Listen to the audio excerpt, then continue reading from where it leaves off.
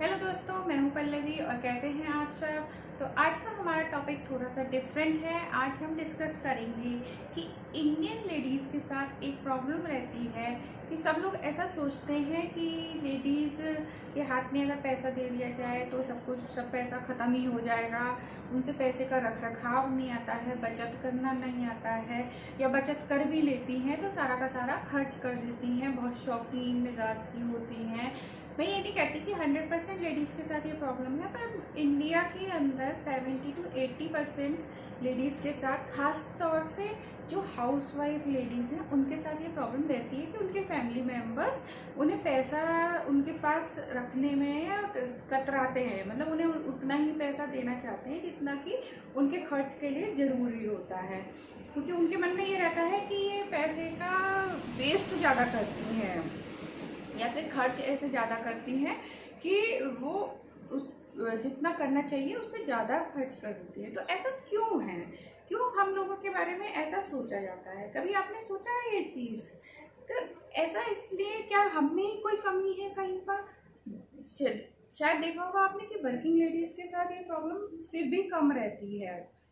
तो मैंने आज सोचा कि इस पर एक डिस्कशन रखते हैं और एक वीडियो बनाते हैं कि हो सकता है कि हम में कहीं कमियां इस तरह की हों जो हम सुधार सकते हैं, इम्प्रूव कर सकते हैं अपने अंदर।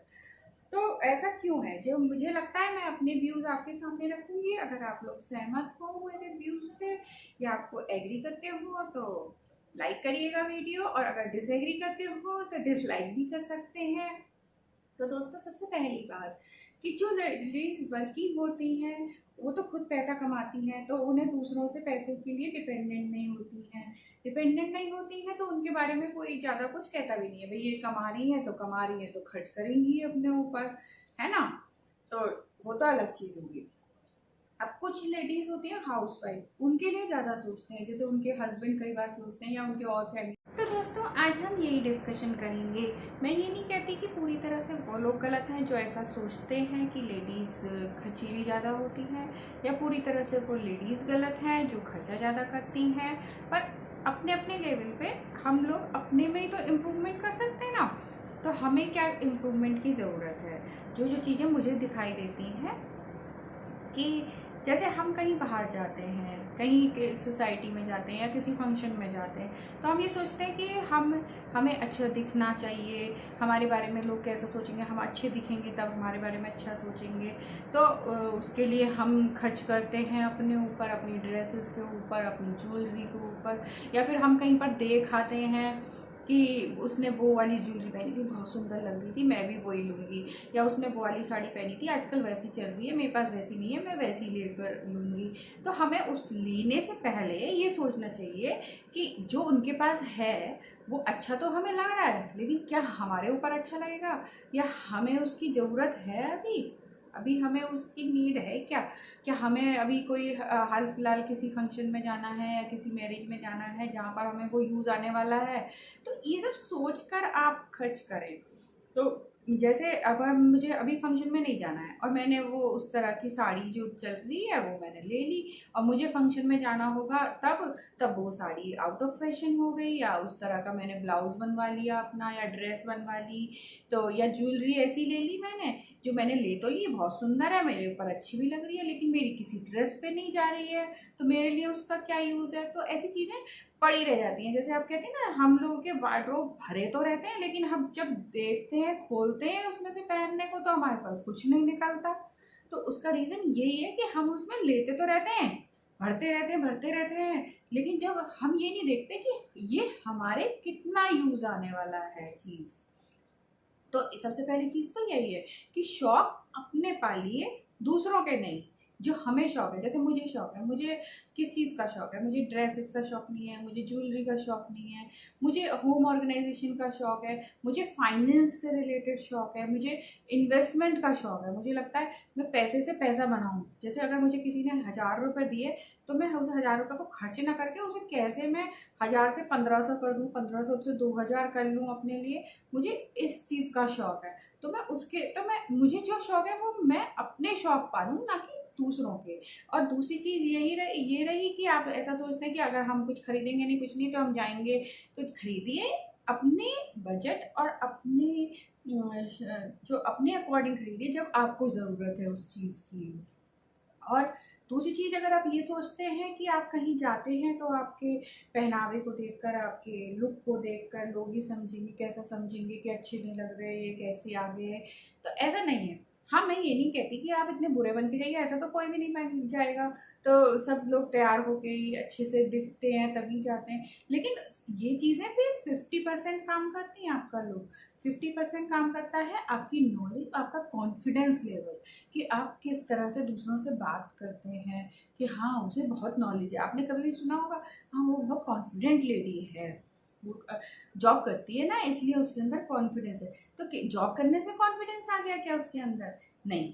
उसके अंदर कॉन्फिडेंस कैसे आया? कि वो जॉब करने के लिए बाहर जाती है, लोगों से मिलती है, बातचीत करती है, तो वो एक जो बाहर का समाज है ना वो उसके लिए काफ़ी हैबिचुअल है, और वो उसमें रहने बैठने उठने के लिए हैबिचुअल है, वो उनसे बातचीत करने में काफ़ी सक्षम है, उसे नॉलेज है बाहर की, क्योंकि वो रोज़ जाती है, लोगों से मिलती जुलती है, तो कुछ वो बातें बताती है दूसरों को, दूसरे कुछ उसे बताते हैं, तो एक नॉलेज गेन होती है उसे समाज की, आसपास की वातावरण, मतलब आप समझ रहे हैं ना मैं क्या कहना चाह रही हूँ कि तो इससे कॉन्फिडेंस आता है अपने ऊपर। तो अब हम अगर घर में रहते हैं या जो हाउसवाइफ घर में रहती हैं वो कैसे ये कर सकते हैं? तो सबसे पहले आप न्यूज़ देखा करिए, अखबार पढ़ा करिए, जिससे आपको जो हमारे आसपास हो रहा है, क्या हो रहा है, क्या नहीं हो रहा है, तो वो आपको पता चले।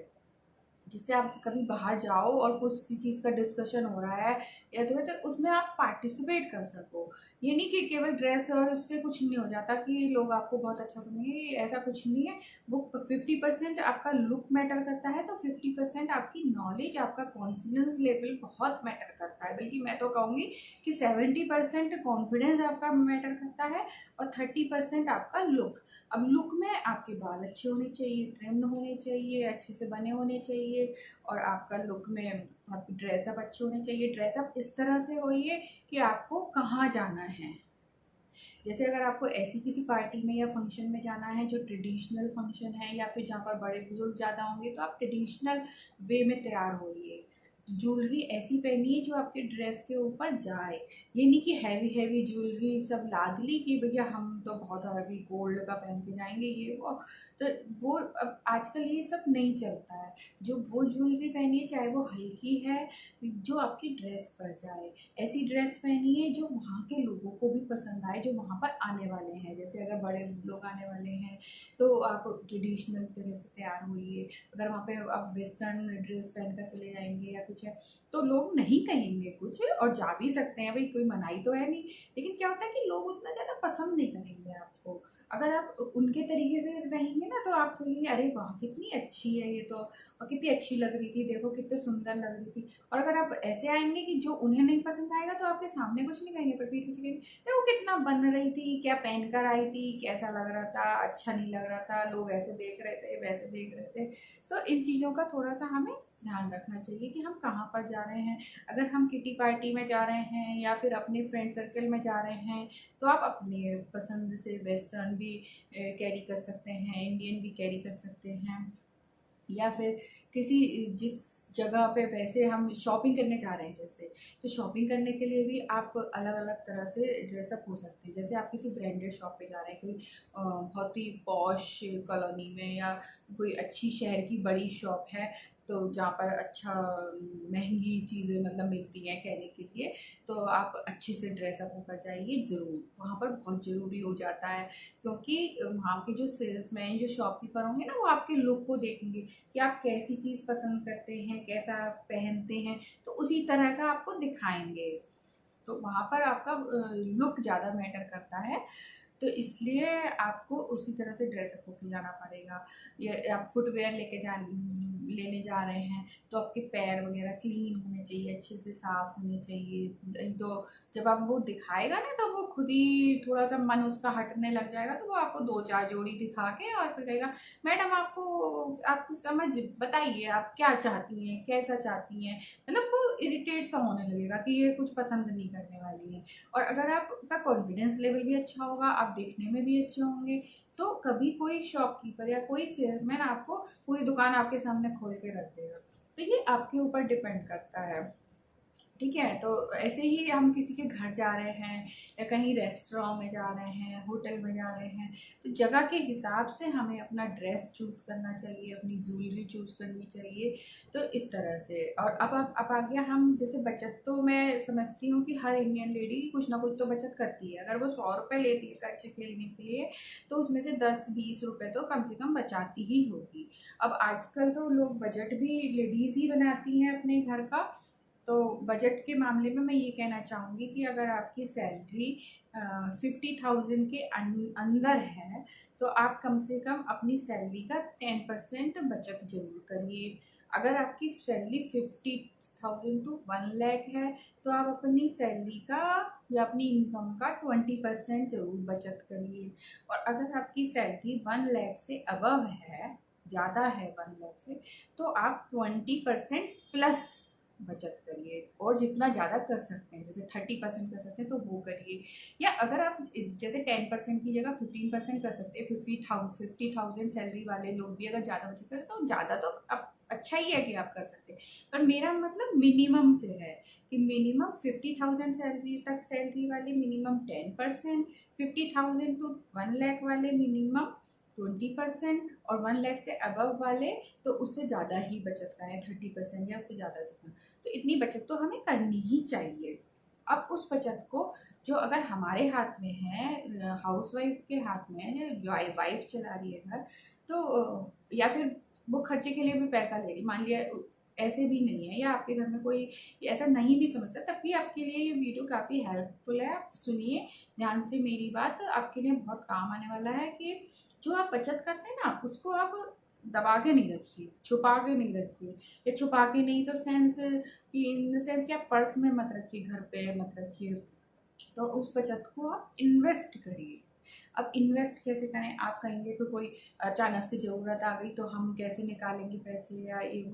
तो मैं उसके लिए आपको एक पूरा वीडियो और दूसरा भी बना दूंगी। इसमें मैं थोड़ा सा बता देती हूँ कि हमें अपनी सैलरी जितना हमारा खर्चा होता है महीने का, उसको काउंट कर लीजिए मोटा मोटा, और उसका 6 टाइम्स कर लीजिए। मतलब कि 6 महीने का, आने वाले 6 महीने का खर्चा आपका एक ऐसा इमरजेंसी फंड होना चाहिए कि जहाँ से आप तुरंत पैसा निकाल सकें। तो पहले तो वो फंड इकट्ठा करिए।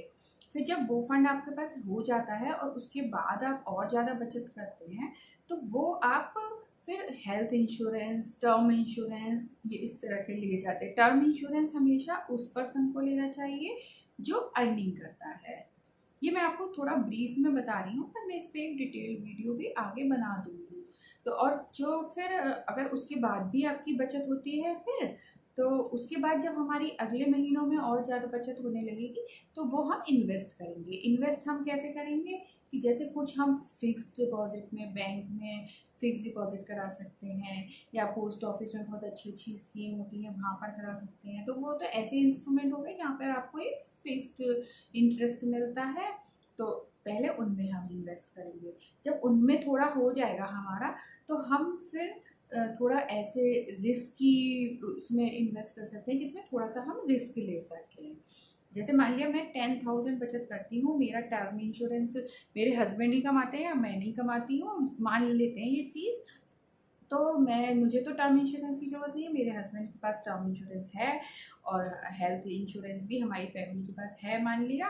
तो हमारे पास इमरजेंसी फंड भी इकट्ठा हो गया है।